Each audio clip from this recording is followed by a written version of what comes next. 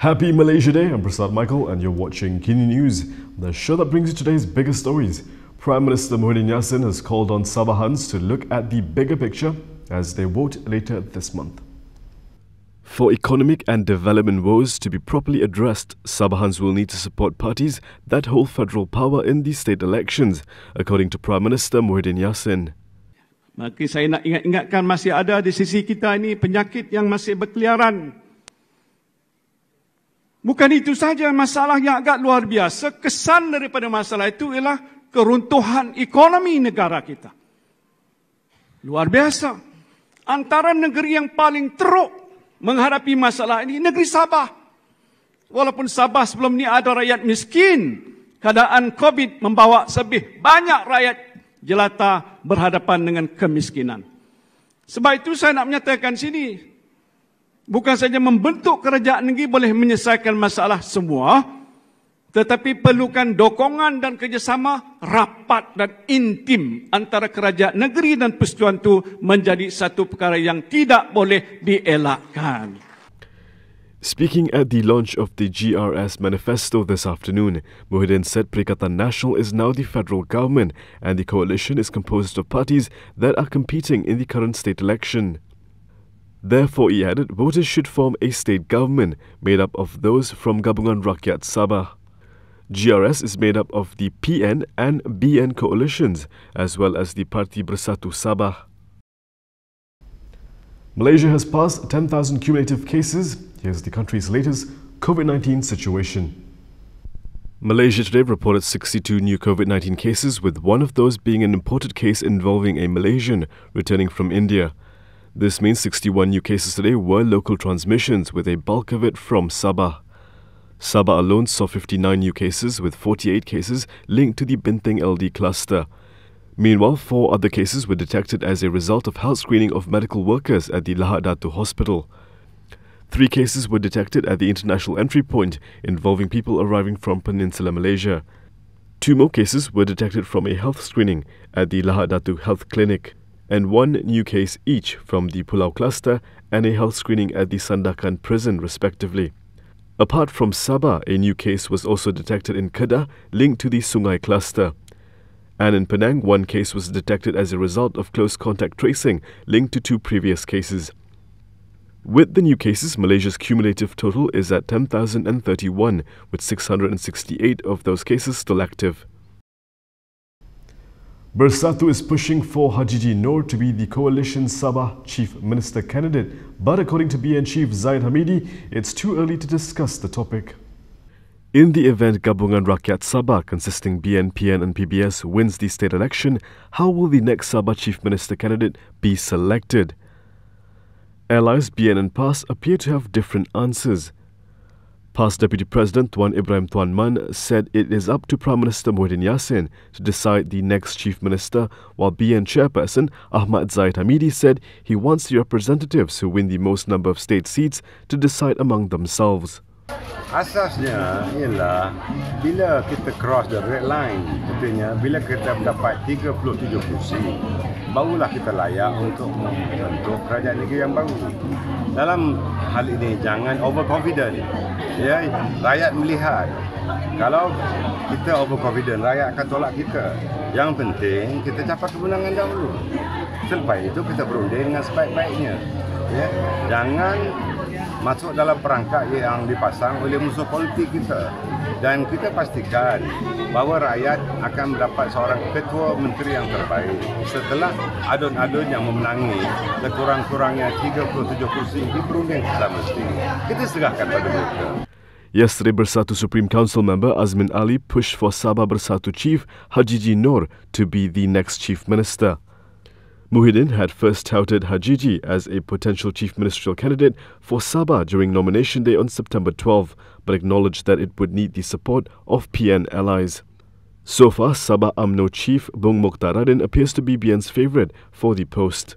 BN may have a better chance at deciding the chief ministerial candidate if the Gabungan Rakyat Sabah alliance wins, as it is contesting more seats than PN. BN is contesting 41 state seats compared to PN's 29. Meanwhile, PBS is contesting 22 seats. The coalition partners will clash in 17 out of the 73 state seats up for grabs. In an interview with Malaysia Kini, Dr. Mahathir Mohamad listed his and Harapan's legacy from 22 months in power. Kita change government from a government that has been there for 60 years to this new government without any problem. And that requires some doing, believe me. You see, kalau tidak, kalau tengok di tempat lain, sampai berperang, sampai bunuh. Tapi di Malaysia tak ada. Kita transfer nicely. Kita bukan nak dera orang, kita bukan nak punish orang, kita nak buat transfer. That is one success. Number two, we set up a cabinet of 5 different parties, each with his own. And this cabinet was able to work and function for 22 months, was able to make decisions, was able to manage the government, was able to clean up the government. Macam government, under Najib, many of the officers were corrupt. We got rid of them. And for the many companies and all that, we got rid of politicians and put in professional people who are able. Now, of course, Muhyiddin buang dia balik, ganti dengan ni, because the people who stole money and all that, mismanaged, lost money, are the people who are incapable, tapi are appointed because of political patronage. Itu kita buang 30. Bukan mudah to find new people yang not politician, not even our people we know. We base them on their abilities. Dan ini berlaku. Nobody appreciate them. But it is something that we did which no other government has ever done. And then we were able to retain the country in a stable position. Kita ada banyak masalah, interracial, interreligious, itu ini apa semua. Still, the fact is that Malaysia remains stable during the 22 years, 22 months. During that time, people show respect, were regaining respect for Malaysia. That is also an achievement. To clean up the government is a very difficult task. You have to clean up, buang orang yang corrupt but experienced and replace them with younger people who are less experienced and yet run the country. They succeeded. They succeeded. Tak ada masalah. Kita boleh buat. Kita buat perancangan macam dasar this equitable distribution of wealth, dasar kemakmuran bersama ni. Itu pun we were able to change the policy and be more fair to the Malays, and because orang Melayu ni kita bagi peluang kat dia bagi jahanam. Sekarang we tackle that, you see. We able to do that. That is an achievement. And we don't go hunting for people just because they are in the opposition. Benda yang tak baik, kita kena take action lah. We take action. Not, can you imagine the amount of time and money government had to spend to take up the cases that must be taken up. Sampai sekarang ni terdapat berpuluh orang yang patut dihadapkan ke mahkamah, tetapi kes yang ini to take so much time, so much effort, because to prove, for example, that money has been stolen, you have to identify the money, have documentary proof of the money and all that it belongs to us. That semua ini takes time. It's not been easy for us to take up the case. But we were patient. 2 years after, 22 months, 2 years after the case went to court, baru ada conviction. Kita tak ada nak tekan ke suruh buat cepat-cepat ke apa. We don't interfere with the judiciary. Coming up next, we visit Kampung Sim Sim to speak to the locals there.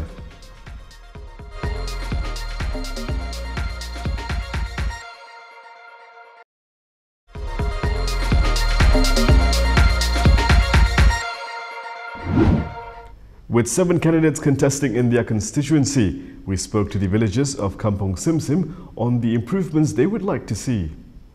If you have travelled to Sandakan before, you may have also visited Kampong Simsim, a small coastal village famous for its fresh and affordable seafood just 3 kilometers away from the Sandakan city centre. This quiet small village with about 2,000 voters recently made national headlines after the DAP Sandakan's MP Vivian Wong claimed that the Perikatan National Government had cancelled a 4.2 million ringgit allocation approved by the former Pakatan Harapan government for repair works of bridges in Kampong Simsim. Perubahan dia ini saja jembatan ini. Ya, itu pun masih lagi anulah seperti parti kan barisan. Itu saja. Dia baik pulih. Macam boleh tengok sendiri lah dek tu kan masalah kalau hujan.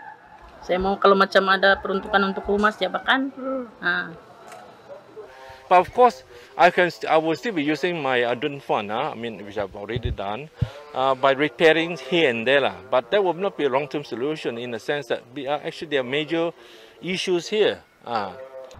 Frankie Poon is the incumbent state assembly person of Tanjong Papat, a state constituency with about 15,000 voters. He won this Chinese majority seat with a majority of just 1,816 in 2018. For villagers at Kampong Simsim, Frankie is a familiar face. Walaupun dia beragama lain, dia bagus. Kalau ada orang meninggal di kampung ini, dia datang, dia ziarahi. Ya. The villagers also told us that it is not easy to find work here. Yang masalahnya pekerjaan itu yang untuk budak-budak generasi baru ini yang payah. Mana kerja macam ikut sama mentua saya itu pun susah mau cakap pasal yang kerja pun tidak menentukan. Memang ada kerja macam sendiri punya lah sawit tapi kadang-kadang ada buah kadang tiada. The villagers here have to choose between 7 candidates who are fighting for the Tanjong Papat constituency. Tapi kalau kita kasih berpolitik saja, yang menderita rakyat. Sedangkan rakyat sepatutnya adakan pilihan raya umum 5 tahun sekali. Tapi sekarang terjadi hanya 22 bulan, belum sampai 2 tahun. Jadi amat duka cita lah. Kan? Kalau ini berterusan, sampai bila kita punya ekonomi boleh melunjak. With all of the issues that need solving here, who will be the choice of the villagers of Kampong Simsim to represent them at the State Assembly? We'll find out when Sabah takes to the polls this 26 September. Mandy Leong reporting for KiniTV from Sandakan, Sabah. And that is all from me today. For more stories, you can go to KiniTV.com. You can also follow us on Instagram, Twitter, YouTube and Facebook for the latest news updates. I'll be back with more tomorrow, same time, same place. I'm Prasad Michael. Thank you for watching.